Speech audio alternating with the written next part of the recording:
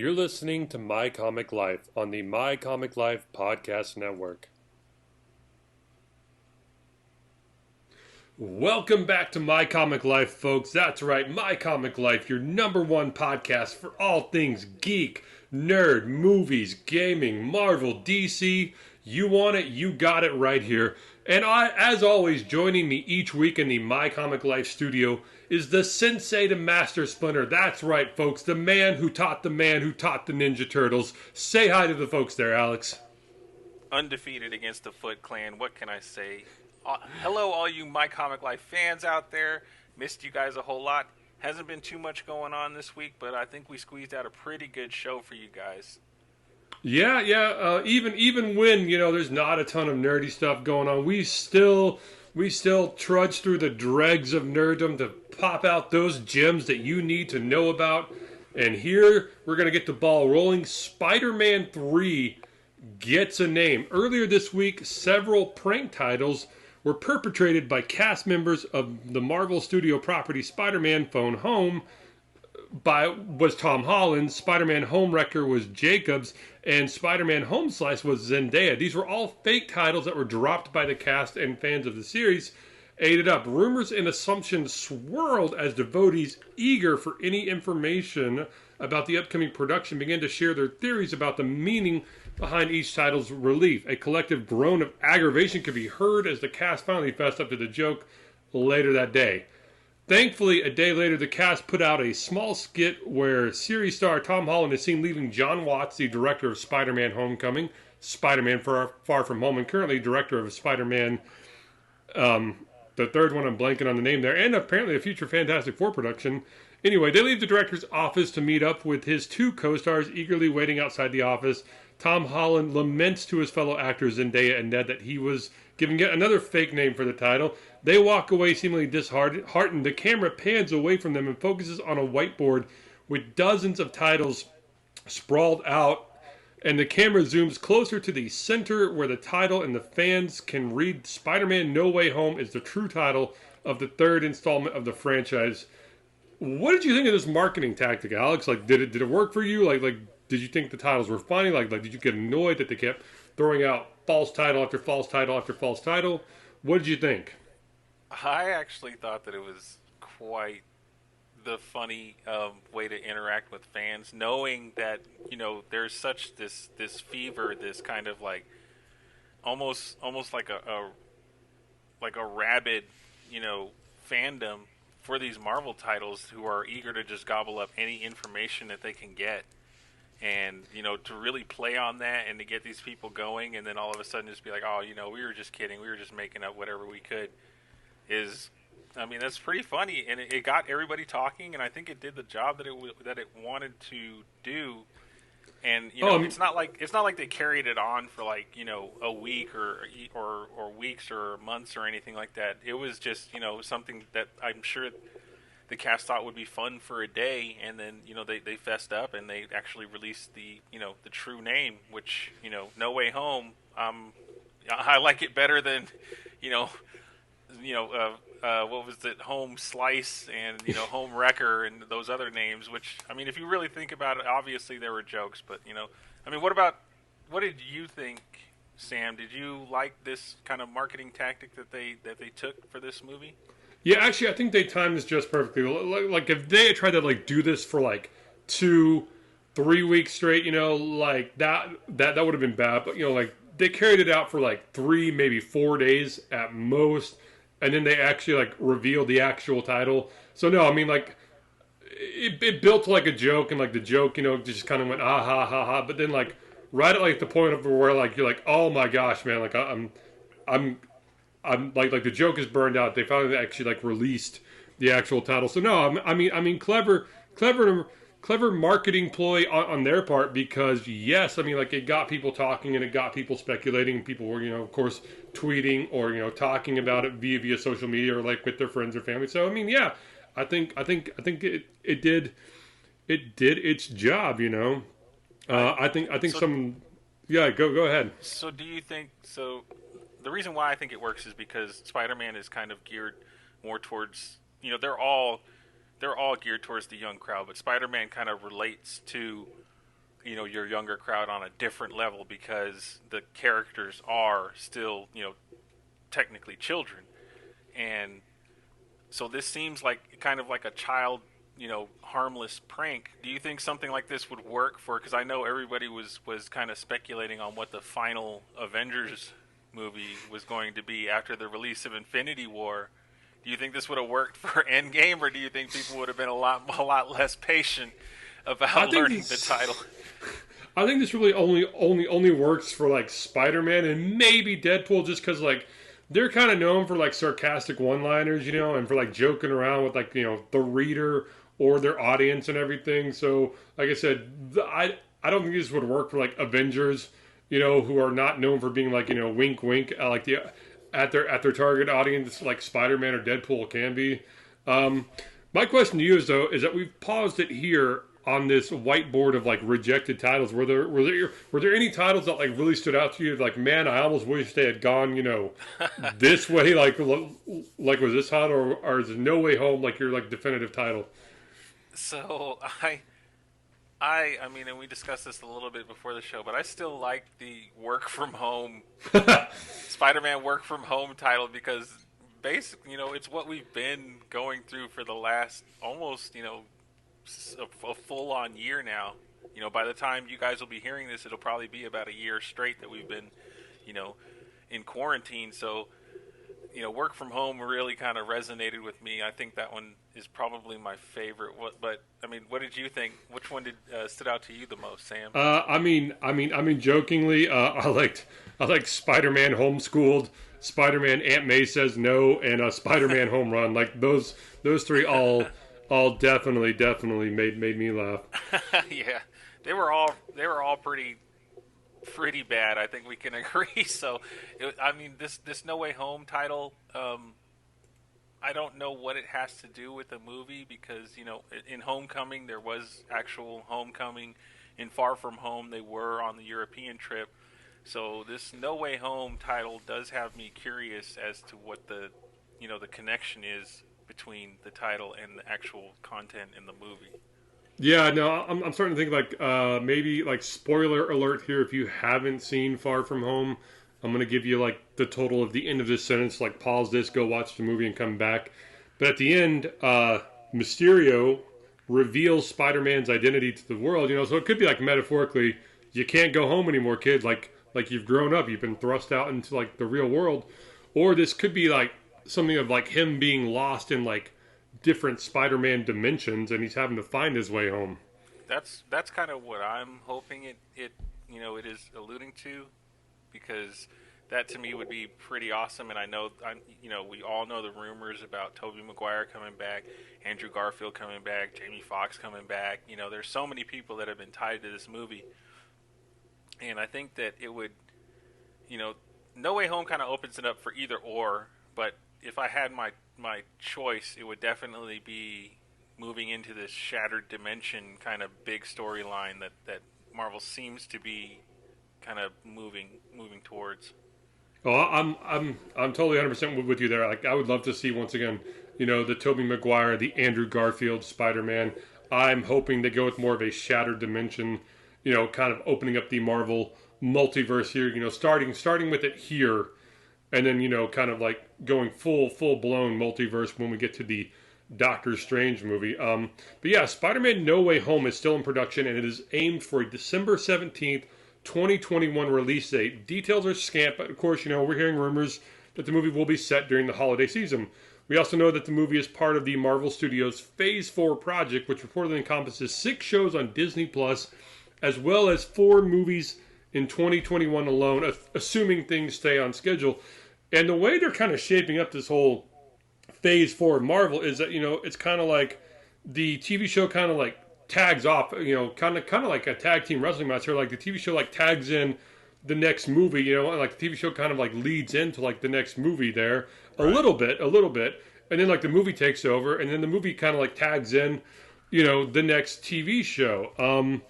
Do you appreciate the sort of relay race, take on the Marvel Cinematic Universe, like Alex, or do you think that switching between shows on premium subscription services and movies like released in theaters might hurt the average fan's opportunity to like enjoy like the overall, arcing storyline, or like, miss a piece of the puzzle. So I think like I appreciate something like this, but that's just because I'm more of like your seasoned.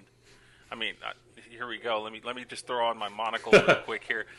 I'm more of like your seasoned kind of comic book fan. I'm by no means am I a veteran.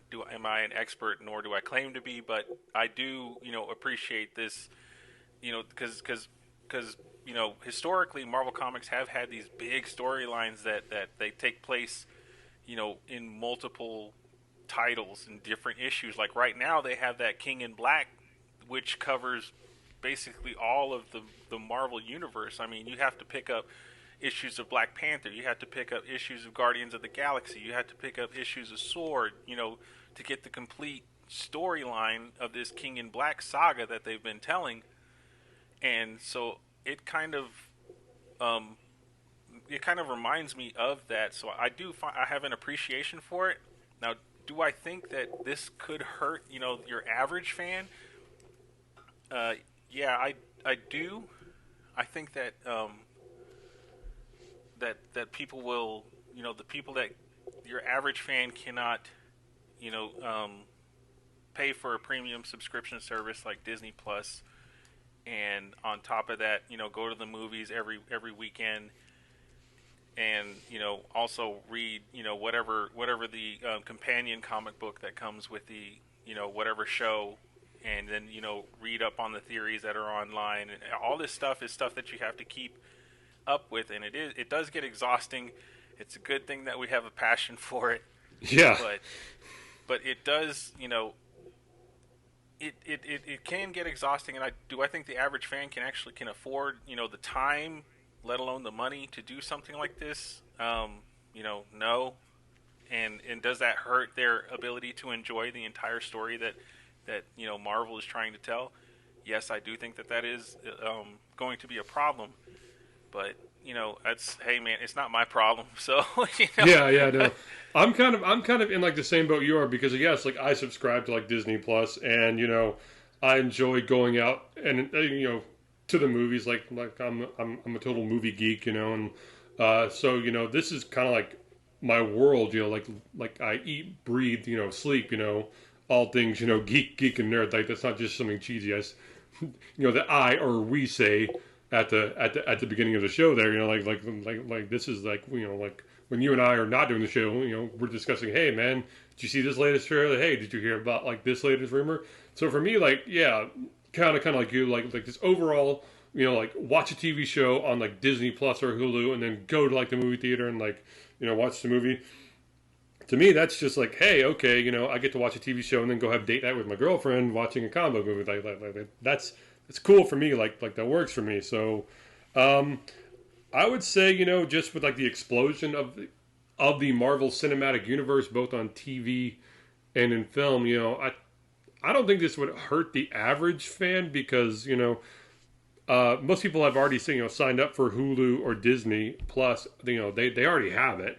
So I mean, like I said, I don't think this is really gonna like hurt it. It might, like hurt some, but I don't think Marvel or Disney's gonna see their profit margins drop, because a small chunk maybe can't do it. And I'm sorry if you can't steal some logons and have some fun. And I know that's ultimately the goal of Disney, is to grow. Obviously, it's to grow their audience. Because that's the goal of most of these streaming services. So I'm sure they know what they're doing. They've done the math, and they realize that more people will actually get on board than won't get on board. So yeah, and just to clarify for our more cynical listeners out there, especially my friends who listen to the show, I'm not advocating hacking somebody's account. When I say steal a logon, I mean like go steal your mom's, your sister's, your aunt's.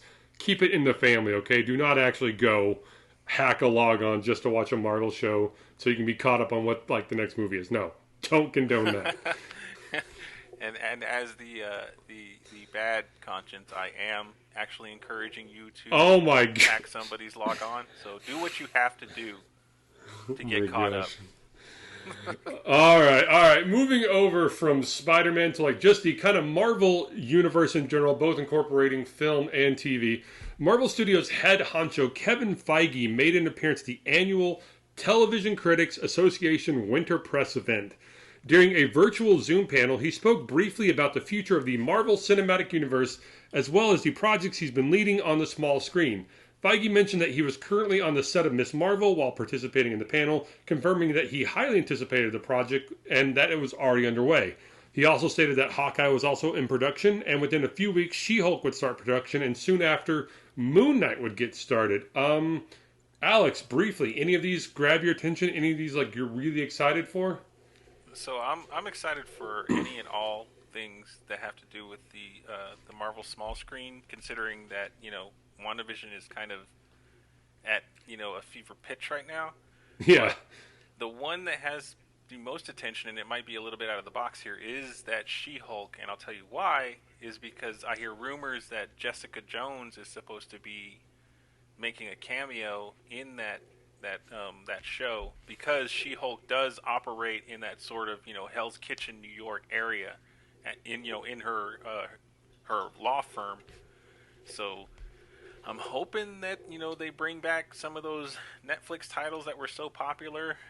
So that's kind of why She-Hulk has me the most jazzed about of the properties that he was asked about. But I mean, what about you? I mean, I feel like I already know the answer of who's of what your favorite actually, show. like you, it's kind of a tie for me. It's She-Hulk and Moon Knight. I've always had a soft spot for like Moon Knight. Always been a fan of like that character in the comics. But it's She-Hulk for me, and kind of along the same lines as for you. Like whereas you heard that Jessica Jones was going to be in it. I being a huge fan of the Netflix Marvel Daredevil TV show, I hear that Charlie Cox is going to pop up in there as Matt Murdock, and just anything. I mean, like they left those Netflix shows, I mean, just kind of hanging there. So like any just little, like oasis in the desert of like, Netflix Marvel shows, like Winks, just show me that he's alive and that he's back practicing law and like maybe a flash of the Daredevil. So just give me anything.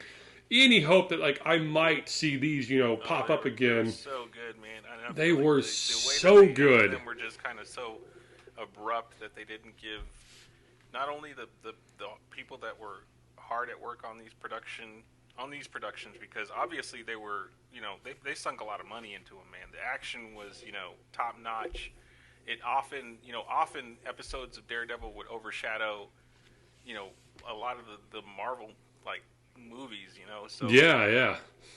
So I would love for them to get another crack at it. I know that there's this big, drive to get Charlie Cox into the Marvel Cinematic Universe, and I hope they do, because his take on Daredevil was probably, I mean, I don't know if you can get much better than that.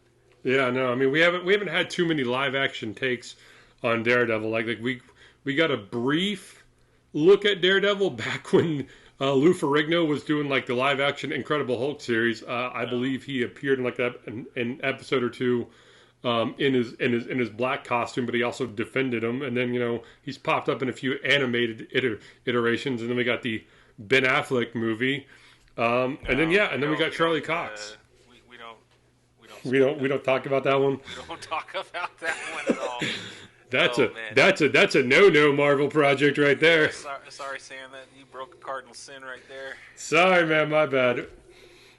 But yeah, Charlie Cox to me is like really, just got that character down to like, a T, and like so. Yes, I wanted, all those Marvel shows. Luke Cage, Jessica Jones, even Iron Fist, which kind of stumbled a little bit, but got better for me. Coming out of the gate.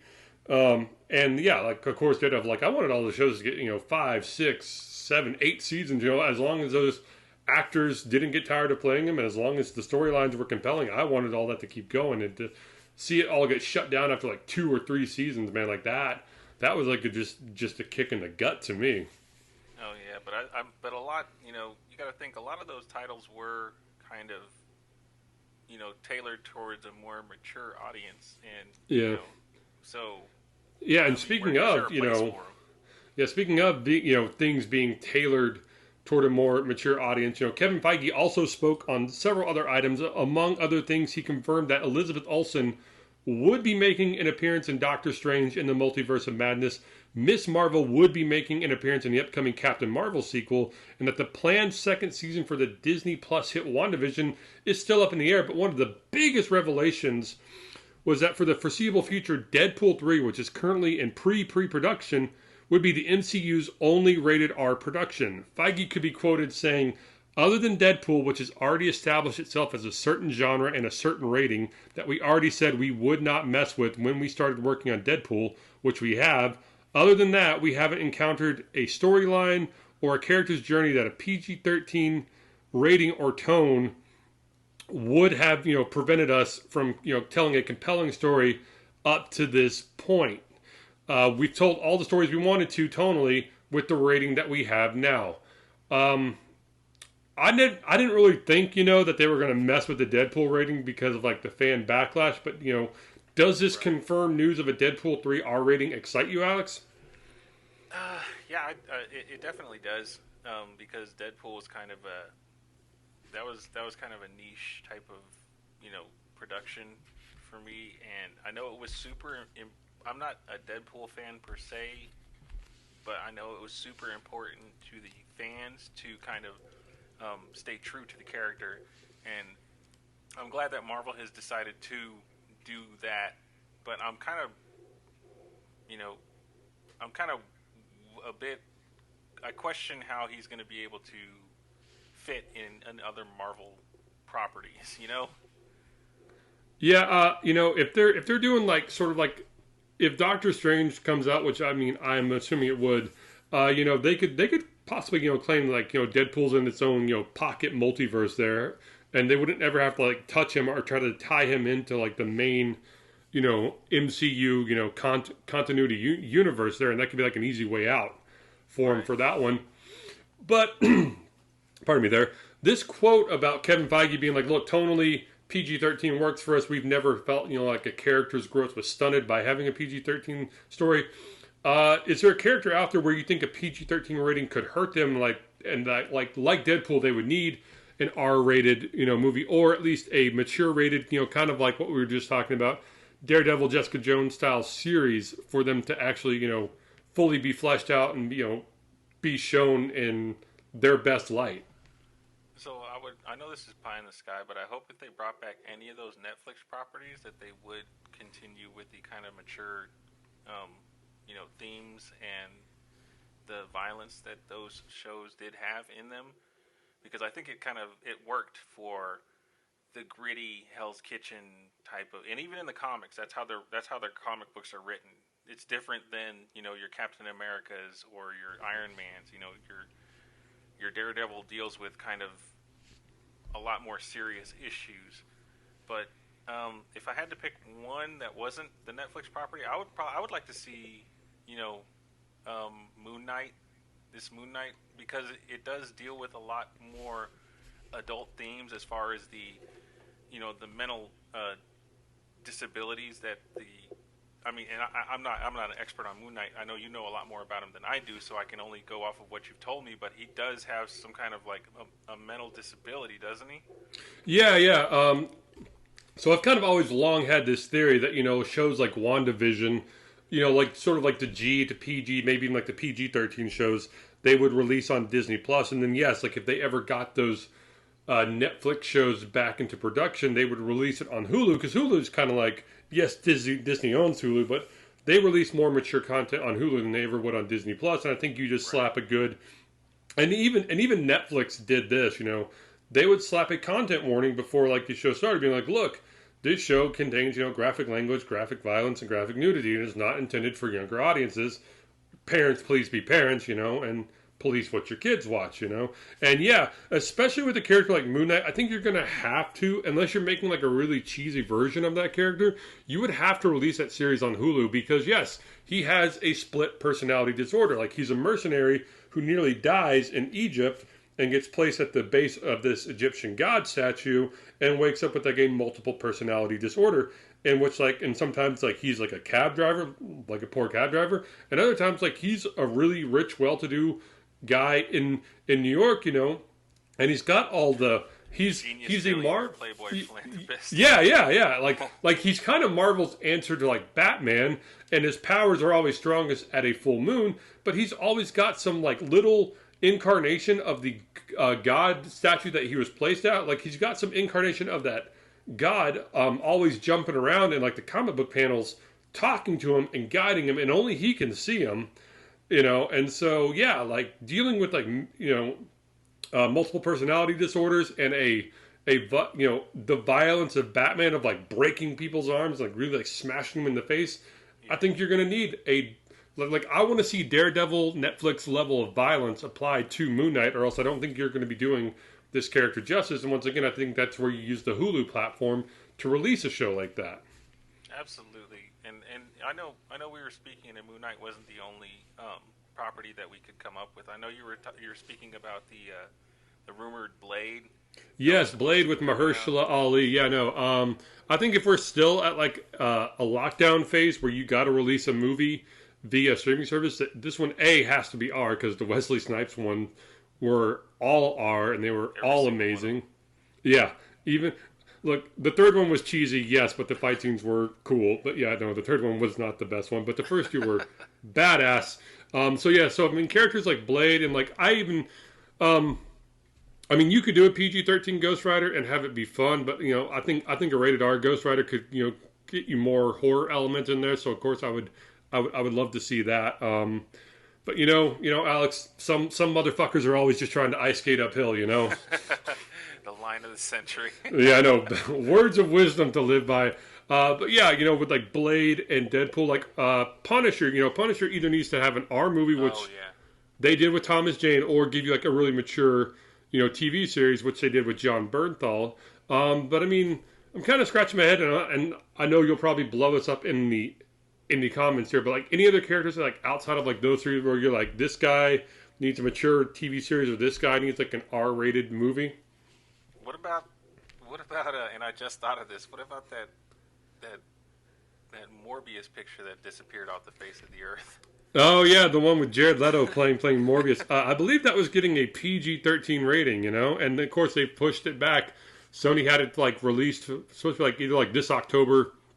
I think they pushed it back to like the spring release, and all we've gotten is a very brief teaser. It's kind of looks like along the same lines of Venom. It has that same kind of like cinematic shot feel to it for me.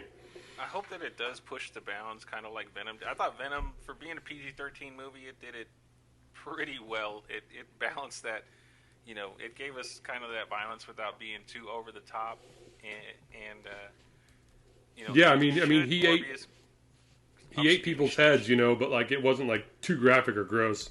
Yeah, a lot of it happened off screen, which is the way to do it if you're going to go PG-13 and try and still stay true to the character. But Deadpool 3, we know for sure is going to be rated R. That's kind of the big one for me that I was hoping that we were gonna get. I haven't, I honestly can't say that I have not enjoyed a Marvel property in the MCU or otherwise because of its rating. So I'm going to kind of trust the process at this point and just hope for the best. Yeah, same here. I think PG-13 is right now Marvel's bread and butter, and I think it really works out well for them. So yeah, I'm not going to say that like they've done any character wrong or shorted any character there. But hey, folks, wrapping up our Marvel Power Hour here, as we are solely focused on Marvel here. The 7th episode of WandaVision is out, titled "Breaking the Fourth Wall." Now, this is a spoiler alert for you. Oh yeah, spoiler alert here. Spoiler alert. You've got all of until I finish this sentence here. Period. To pause this, go watch this episode, and then get back to us. Because yes, please finish our episodes. Listen to the end of them here. But yes, the 7th episode is titled "Breaking the Fourth Wall" and seems to take after the hit TV series Malcolm in the Middle. In a mid to late 2000s settings, Wanda decides to have a day for herself, and Agnes agrees to babysit Tommy and Billy. Wanda sees various parts of her house constantly changing and is unable to control them. Vision wakes up to find the sword agents inside the Boundary are now members of a circus He releases Darcy from the spell, and she tells Vision about his death and the events that led to his current situation. Meanwhile, outside Westview, Monica and Jimmy meet with loyal Sword personnel and obtain a vehicle that should be able to cross the barrier. When that is unsuccessful, Monica decides to enter herself. She passes through the static wall and emerges seemingly with heightened vision. With a heightened vision. When Monica confronts Wanda, Agnes tells Monica to leave and takes Wanda to her house. Wanda looks for the boys in the basement and discovers a strange lair. Agnes introduces herself as a witch named Agatha Harkness and reveals she's been interfering with Wanda, including by sending Pietro Imposter and killing Sparky. That poor dog. I know that poor dog, man. That I thought he just ate some bad flowers and that was like a life teaching lesson. Instead, a witch killed him. So we didn't get Reed Richards. What are your thoughts on the aerospace engineer Monica, met with so many theories pointing to Mephisto as the series' main villain? What do you think of the revelation that it was Agatha all along? Like, could somebody be pulling Agatha's strings, possibly? Okay, so first I want to, because I was really hoping it was going to be Reed Richards, man. I'm kind of really bummed about that.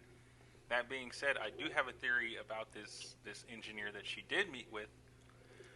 I think that because the actress that does play Monica Rambeau, and I'm blanking on her name, I'm so sorry, but she stated that fans would kind of be excited to see who the aerospace engineer is, and that kind of got my hopes up for Reed Richards. But since it wasn't him, and it was this kind of unnamed actress who I'd never seen before, it leads me to believe that maybe this person is in fact a Skrull. That's the theory that I've been working with right now. So yeah, because I feel like that'd be kind of really cool, a cool way to kind of turn it, to kind of tie it in to other, among other ways that they've done so with the series. But to have the actual aerospace engineer be a Skrull would be really cool, and it would tie it in with the Sword, the Sword facility. So, but I mean, this whole Mephisto theories that that we've been,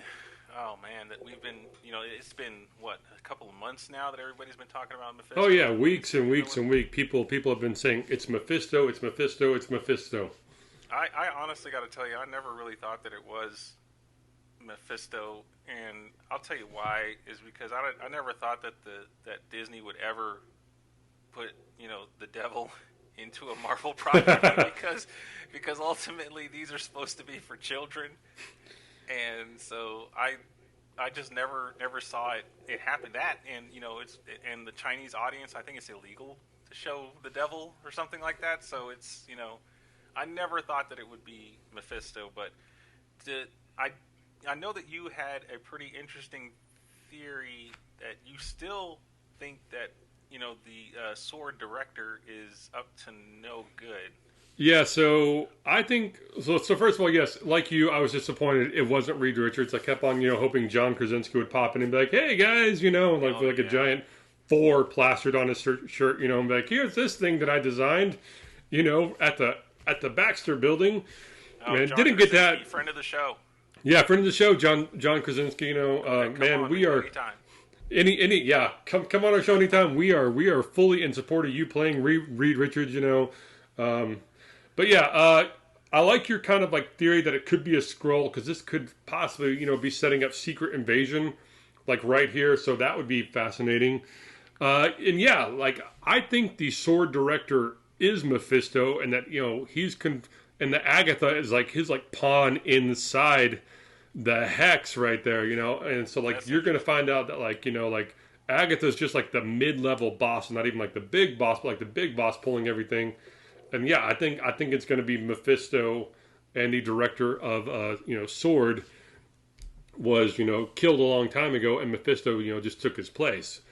But that's just go ahead. What do you think of the song? Which song has been a hit? The Agatha. Oh song. God, yeah, God, no, yeah. It was like one of those old catchy radio jingles you used to hear back in the day. Yeah. Oh my gosh, but yeah. Speaking of songs, every episode usually has like a commercial in it, or some sort of like advertisement for like the latest toaster or whatever. The commercial this week was for Nexus antidepressants. What trauma in Wanda's life could this be referencing? Do you think it leans more toward like death of the brother or death of Vision? Oh man, let's see, the Nexus. I honestly couldn't tell you whether I think it's the brother or Vision. If I had to guess, I'd say it was probably Vision because we are so close to the end of the series, and they kind of, these commercials have kind of, the references have kind of been moving in chronological order from the toaster with the beeping like a bomb, and the last week we talked about the yogurt, which was very odd. Oh God, the dark Dunkaroo yogurt-esque commercial, yeah. Yeah, the real nightmare fuel there. So, the thing I found weird about this week was that this one actually seemed the most like a commercial to me. Like, this was like, it actually took me out of the show thinking that this was like a legit commercial that I was watching. And then I had to kind of remind myself, oh wait, and when you really pay attention to the commercial, you get it. But it was I'm hoping that they clear this shit up, man, by the end, because it's oh man, it's right now we're just getting a whole bunch of questions and not a whole lot of answers. Yeah, and we got what, episode 8 and episode 9 left, and then that's it, I think so, and hopefully they're going to be a little bit longer.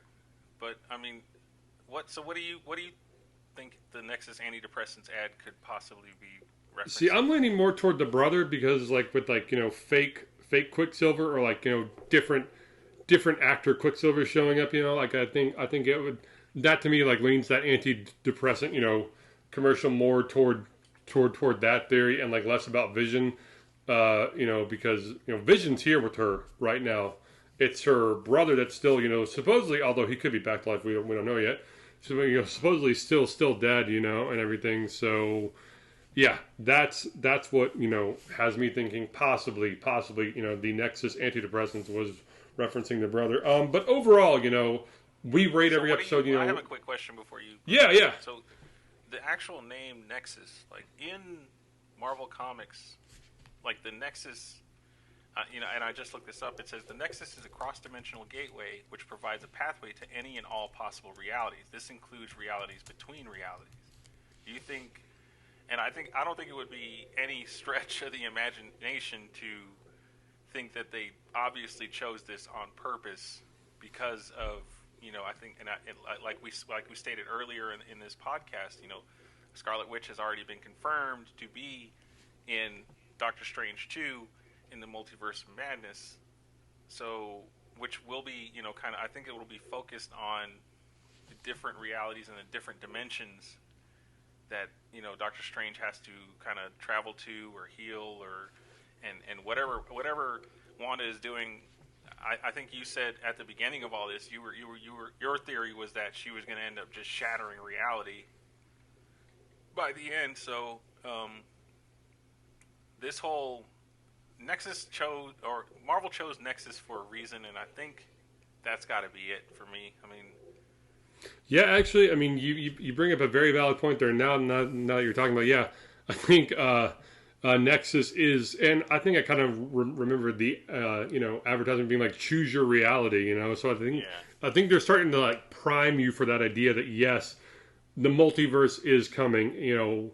Watch out, and yeah, like Nexus, like antidepressant could also, yeah, it could possibly have nothing to do with Quicksilver and totally be about, hey man, like we're gonna start throwing subtle hint, wink, wink nods, towards you about setting up for the Marvel multiverse, and like first off it's going to be like this Nexus antidepressant choose your own reality commercial. That's actually a brilliant insight there, Alex.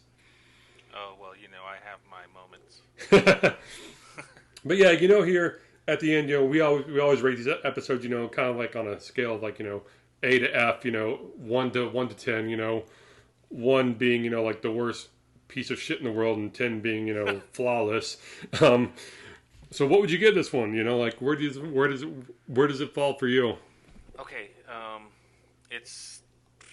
was gonna give it like a 7 because we're not given a whole lot of action, but this does move the story in a positive direction and towards a conclusion. And also, I'd have to.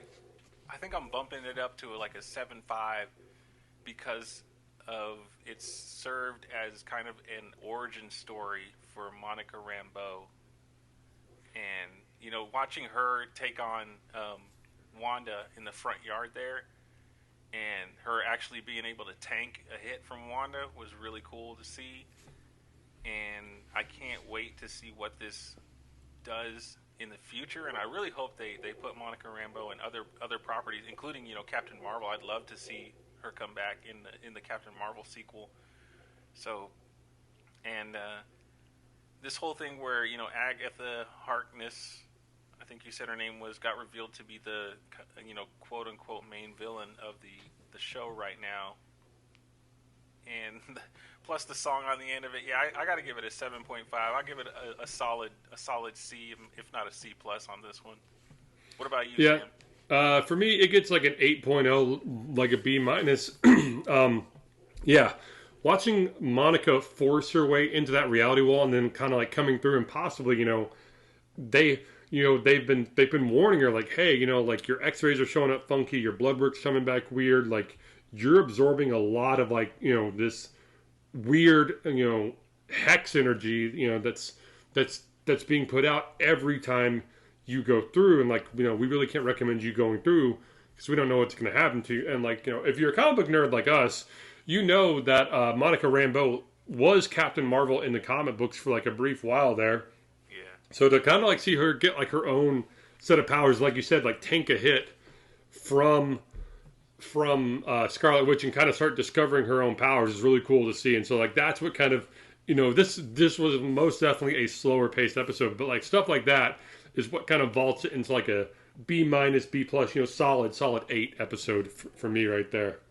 Absolutely. And I think there's a lot of things that we forgot to go over, like I think it was seeing that the director knew about Monica's CAT scans and lab work and kind of kept everything on the hush, and the whole B story between Darcy and Vision, which was interesting for him to see that he really does not remember his life outside of Westview.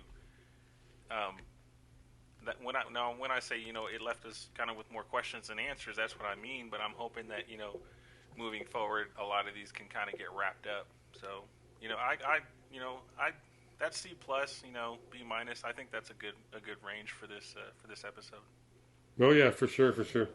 Well, folks, this wraps up this edition of My Comic Life. As always, please email us your ideas, your theories, subjects you want us to talk about. Our show email address is at realmycomiclife@gmail.com. You can always find us at My Comic Life on Facebook, and we have a My Comic Life YouTube channel. So please, like, subscribe, share with your friends, share with your family.